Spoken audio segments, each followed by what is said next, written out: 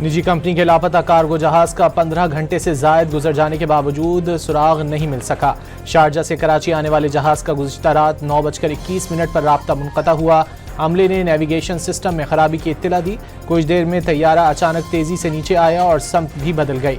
समंदर में लापता तैयारे की तलाश और रेस्क्यू ऑपरेशन जारी।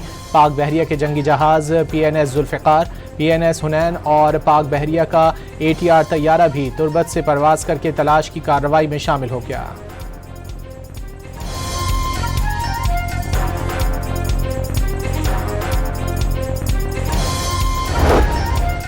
K2 एयरवेज के कराची जिना इंटरनेशनल एयरपोर्ट पर दफातर को सील कर दिया गया। ज़राए पाकिस्तान एयरपोर्ट अथॉरिटी के मुताबिक कार्गो कंपनी का दफ्तर रिकॉर्ड को महफूज करने के लिए सील किया गया है।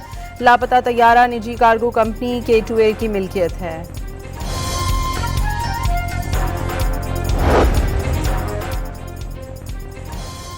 K2 एयर कार्गो बोइंग तैयारा शारजा से कराची आ रहा था। तैयारे में 5 अरकान सवार थे। पायलट मोहम्मद रिजवान इदरीस, फर्स्ट अफसर Faisal Mahmood, load master Mohammad Taufeeq Khan, engineer Arif Siddiqui और मोहम्मद हामिद शामिल।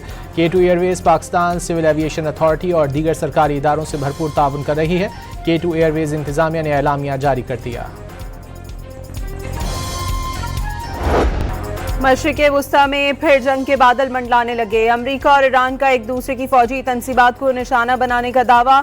अमरीकी सेंट्रल कमांड के मुताबिक ईरान के फ़ज़ाई दिफाई निज़ाम, साहिली रेडार तनसीबात, एंटी शिप मिसाइल की सलाहियतों समेत 80 अहदाफ को टारगेट किया गया। ईरानी मीडिया के मुताबिक साहिली शहर सरक में 6 मिसाइल गिरे। जजीरा खारक, कशम और बंदर अब्बास में भी धमाके सुने गए। बंदरगाह पर तिजारती और माहीगीरी के मकामात को हदफ बनाया गया। कई अफराद जख्मी हो गए। माहीगीरों की कई कश्तियां जल गईं। सेंटकॉम का कहना है आबनाए हरमज से गुजरने वाले 3 तिजारती जहाज़ों पर ईरानी हमलों के रद्द अमल में जवाबी कार्रवाई की गई।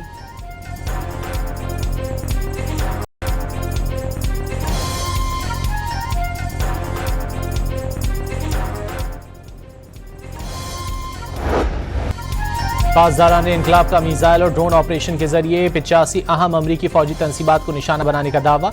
ईरानी पासदारान इनकलाब ने जनूबी इलाके में अमरीकी MQ-9 ड्रोन मार गिराया। ईरानी फौज ने बहरीन में मौजूद अमरीकी 5th फ्लीट और कुवैत में अलियस सालेम एयरबेस को टारगेट किया। बहरीन और कुवैत में फ़ज़ाई हमलों के बायस सायरन बज उठे। ईरानी फोर्सेस का कहना है कि हमले शहीद ईरानी रहनुमा की तदफीन के मौके पर किए गए। वाज़ेह किया कि अमरीका इस तारीखी मौके को मुतासिर करने की कोशिश कर रहा था। कार्रवाई अमरीका की जानिब से जंगबंदी और इस्लामाबाद मुआहदे की मुबैना खिलाफ वर्जी के जवाब में की गई।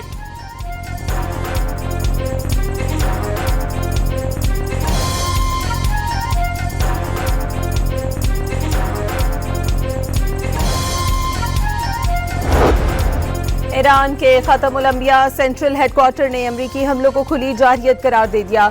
अमरीकी हमलों का मुंह तोड़ जवाब देने का ऐलान। ईरानी फौज के जारी बयान में कहा गया कि हमले इराक में शहीद सुप्रीम लीडर की तदफीन के जुलूस के दौरान किए गए। ईरानी पार्लियामेंट के स्पीकर बाक़िर गालिबोफ ने एक्स पर जारी बयान में कहा कि धौंस, धमकी और ब्लैकमेलिंग का दौर खत्म हो गया। इससे कुछ हासिल नहीं होगा। ईरान किसी दबाव के सामने झुकने वाला नहीं।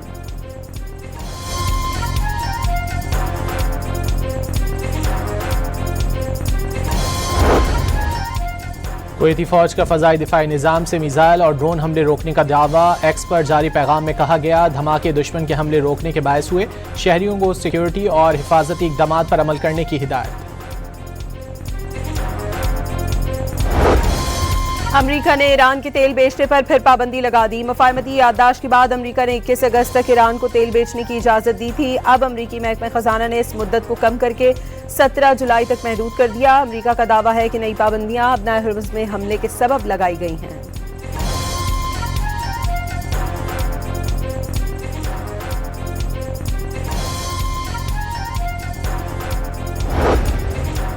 ईरान के नायब वज़ीर ख़ारजा काज़िम गरीबाबादी ने अमरीका की जानिब से ईरानी तेल की बरामदात पर दी गई छूट वापस लेने और अमरीकी हमलों की शदीद मज़म्मत की। सोशल मीडिया प्लेटफॉर्म एक्स पर बयान में ईरानी नायब वज़ीर ख़ारजा ने कहा है कि अमरीकी इक़दामात इस्लामाबाद मफाहमती याददाश्त की खुली खिलाफ वर्जी हैं।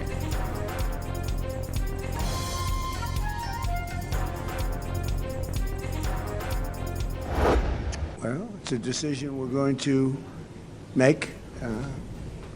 We have a very good relationship. I would think that many people, I can tell you, many people, including the people sitting right here, thinks, why wouldn't we do that? We have a better relationship with Turkey, and Turkey's been in many ways much more loyal than other countries that we think would be loyal.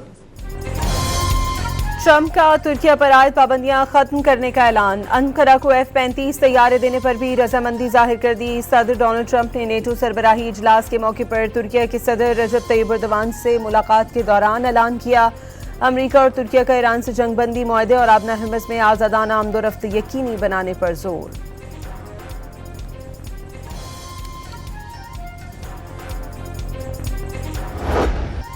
Tehran और कुम में लाखों अफराद के जुलूस जनाजा के बाद शहीद आयतुल्लाह खामनाई की मैयत इराकी शहर नजफ़ अशरफ पहुँचा दी गई।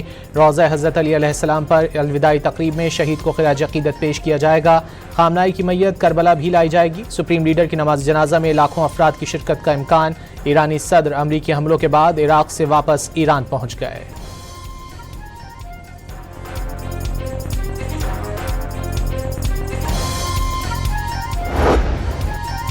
कराची के इलाके ली मार्केट में 6 साला बच्चे का लर्जा खेज कत्ल। वली की बोरी बंद लाश मिली।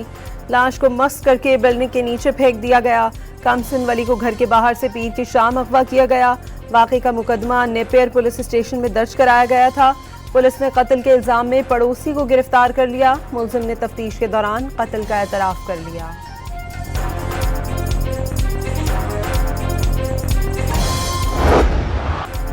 फीफा वर्ल्ड कप में दिफाई चैंपियन अर्जेंटीना ने मिस्र के हलक से फतह छीन ली। 2 गोल के खसारे के बावजूद आखिरी 13 मिनट में 3 गोल करके कामयाबी हासिल कर ली।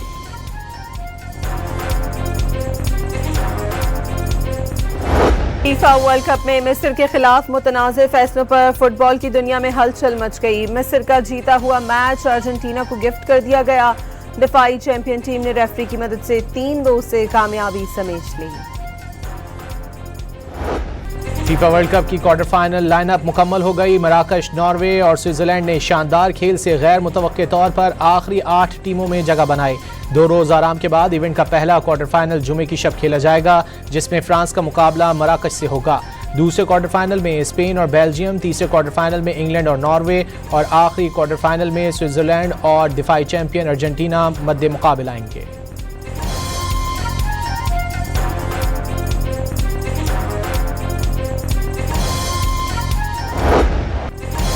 फीफा वर्ल्ड कप के प्री क्वार्टर फाइनल में स्विट्जरलैंड ने सबको हैरान कर दिया।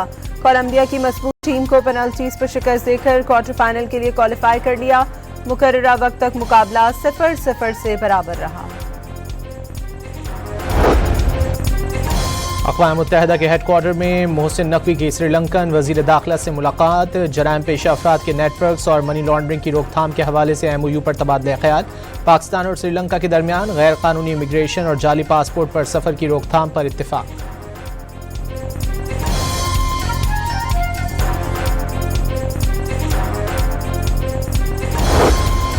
वज़ीर आला मरियम नवाज से स्पीकर पंजाब असम्बली मलिक मोहम्मद अहमद खान की मुलाकात। असम्बली की कार्रवाई को बाहमी हम आहंगी से फ़रोग़ देने पर इत्तफाक। वज़ीर आला की हुकूमती और अपोजिशन अरकान की कानून साजी में शमूलियत यकीनी बनाने की हिदायत। अपना खेत अपना रोजगार स्कीम के इजरा पर स्पीकर मलिक मोहम्मद अहमद खान का वज़ीर आला पंजाब को खराज तहसीन।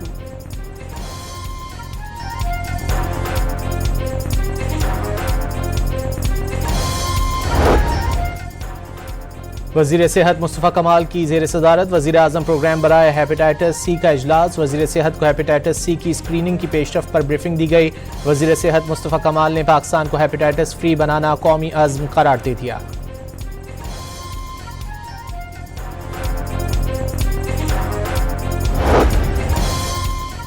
इस्लामाबाद हाई कोर्ट में DG पाकिस्तान बैतुल माल की खिदमात वापस पंजाब हुकूमत के सपुर्द करने का केस। अदालत ने सेक्रेटरी एस्टेब्लिशमेंट डिवीजन और दीगर को नोटिस जारी करके जवाब तलब कर लिया। इस्लामाबाद हाई कोर्ट में खातून की बार बार नाम सफरी पाबंदी की फहरिस्त में शामिल करने के खिलाफ दरख्वास्त। अदालत ने FIA और जज बैंकिंग कोर्ट से वजाहत तलब कर ली। 17 दिसंबर 2025 को वाज़ेह हुक्म दिया गया था कि दरख्वास्त गुजार का नाम मुतालिका फहरिस्तों से खारिज किया जाए। जवाब गैर तसल्ली बख्श हुआ तो तौहीन अदालत की कार्रवाई शुरू की जा सकती है। अदालत के रिमार्क्स।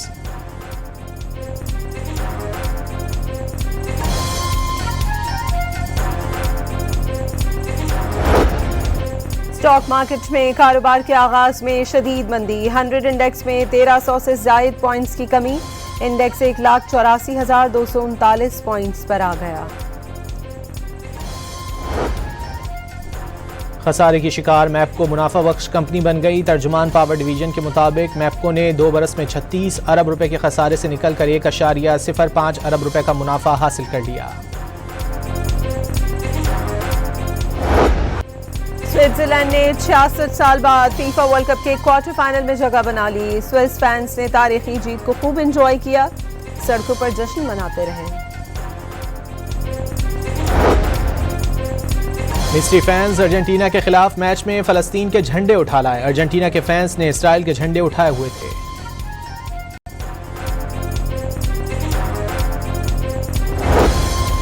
मसनूई जहानत, जदीद थर्मल टेक्नोलॉजी और खुदकार निगरानी से less drones Khyber Pakhtunkhwa police के हवाले कर दिए गए।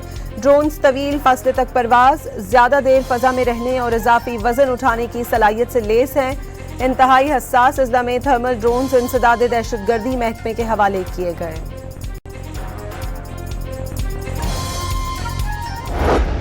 जब मुश्किल की हर घड़ी में पाकिस्तान और पाक फौज हमारे साथ खड़ी नजर आई, हमने अपने मासूम को बर्फपोश चोटियों पर भी देखा और खतरात के सामने सीना सफर होते भी देखा। बड़ा जुल्म हुआ है कि कश्मीर का झंडा पाकिस्तान के झंडे से अलग करने की जो कोशिश की गई है, हम उसे कंडेम करते हैं और हम हर उस जमात की धक्के की चोट पे मुखालफत करेंगे जो कश्मीर को पाकिस्तान से अलग करने की बात करेगा।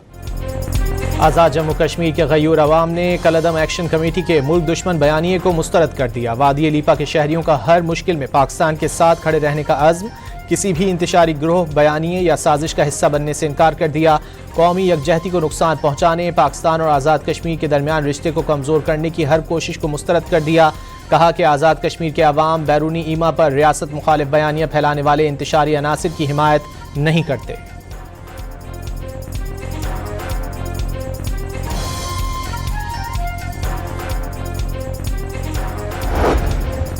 धाबीजी पंपिंग स्टेशन पर बिजली का ब्रेकडाउन, 3 अहम पंप आर्जी तौर पर बंद हो गए। कराची को यौमिया 100 मिलियन गैलन पानी की कमी का सामना करना पड़ेगा। North Nazimabad federal B area buffer zone, Gulshan Iqbal block 13D, Gulistan Jauhar और स्कीम 33 के कुछ इलाकों में पानी की फराहमी आर्जी तौर पर मुअत्तल हो गई। कराची वाटर कॉरपोरेशन के मुताबिक मरम्मती काम मुकम्मल होने के बाद पानी की फराहमी मरहलावार बहाल कर दी जाएगी।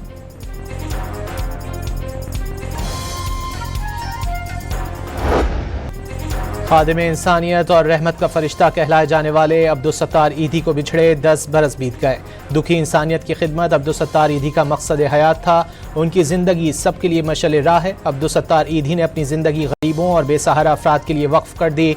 उनकी ज़िंदगी खिदमत खल्क और इंसानियत की रोशन मिसाल है। सदर और वज़ीर आज़म का बरसी पर पैगाम।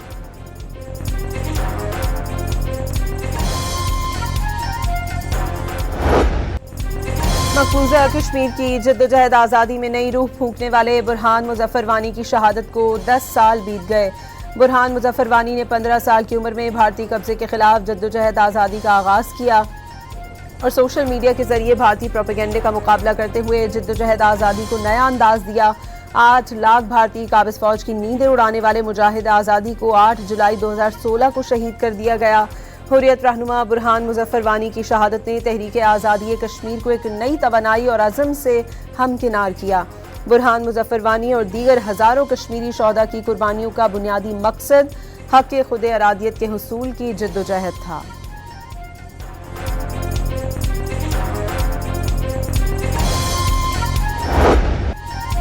तालिबान रजीम की नाअहल पॉलिसियों ने अफ़गान अवाम को तारीख के बदतरीन इंसानी बहरान की दलदल में धकेल दिया।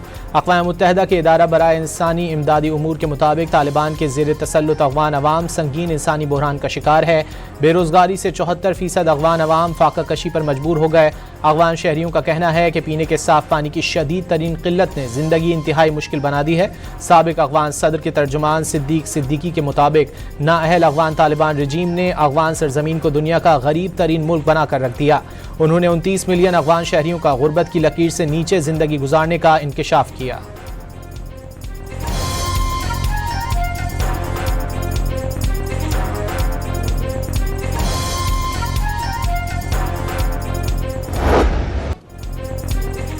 अमरीकी जरीदे फॉरेन पॉलिसी के मुताबिक भारतीय पॉलिसी साजों ने अमरीका की नज़र में भारत की अहमियत खत्म होने की निशानदही कर दी।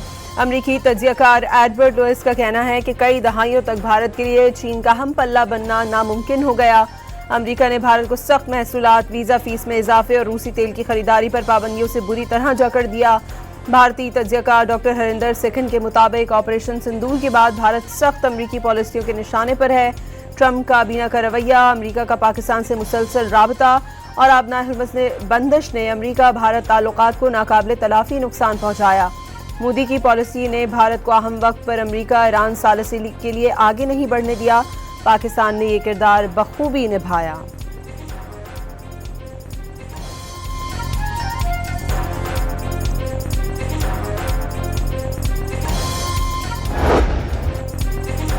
और बदीन में एशिया की सबसे बड़ी गधा मंडी सज गई। मुल्क भर से लोग गधों और खच्चरों की खरीदारी में मसरूफ। नस्ल और जिसामत के हिसाब से गधों और खच्चरों की कीमतें मुकर्रर। गधों की कीमतें लाखों रुपए तक पहुंच गईं। खरीदार परेशान हो गए।